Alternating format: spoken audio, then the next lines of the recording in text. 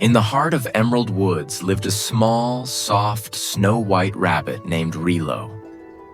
Unlike the other animals, Relo was shy and quiet.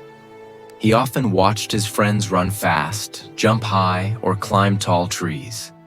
Relo always whispered to himself, "I'm just a tiny rabbit. I can't do great things like they can." One warm spring morning, the entire forest buzzed with excitement. The Great Forest Games were about to begin. A day when all animals showed their amazing skills. The deer would race, squirrels would leap, birds would fly in patterns, and even the tortoise had a slow but steady contest. Everyone trained happily, except Relo. He sat under a blueberry bush, nibbling nervously.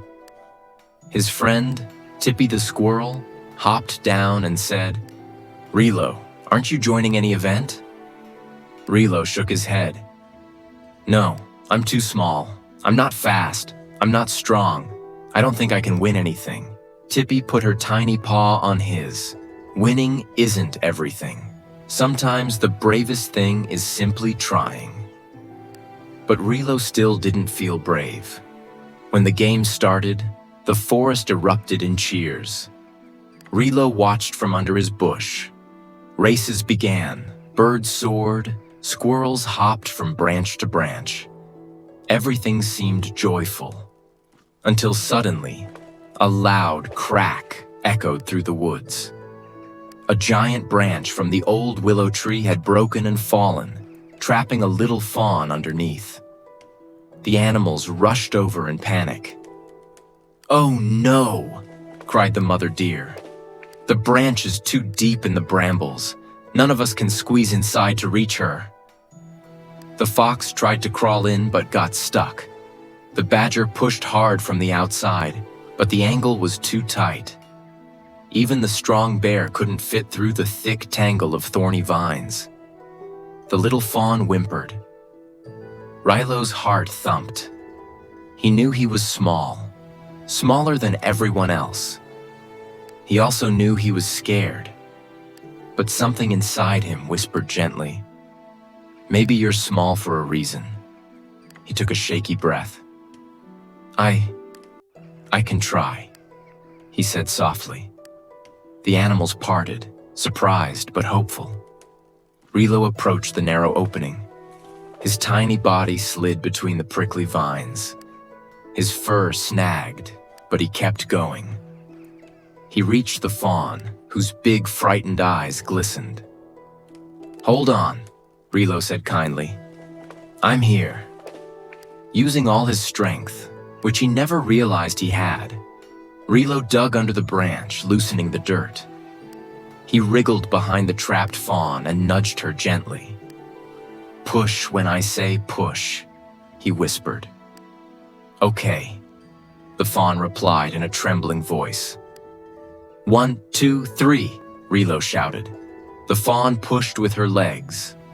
Relo pushed with all his might. At first, the branch didn't move, but then, with a final determined shove, it rolled just enough for the fawn to slip free. The forest exploded into cheers. The mother deer nuzzled her baby, then turned to Relo with tears in her eyes. "You saved her, you brave little rabbit." Relo blinked. "Me? But I'm not brave. I'm not strong." Tippy rushed forward. "Relo, don't you see? You believed in your heart and did something none of us could do." The old owl hooted wisely. True strength does not come from size or speed. It comes from believing in the power within yourself. For the first time ever, Relo felt tall. Tall in the way that truly mattered. Later, when the sun began to set and the animals gathered for the closing ceremony, the bear placed a wreath of forest flowers on Relo's head. "This year's Medal of Courage," he announced, "goes to the rabbit who believed in himself when it mattered most."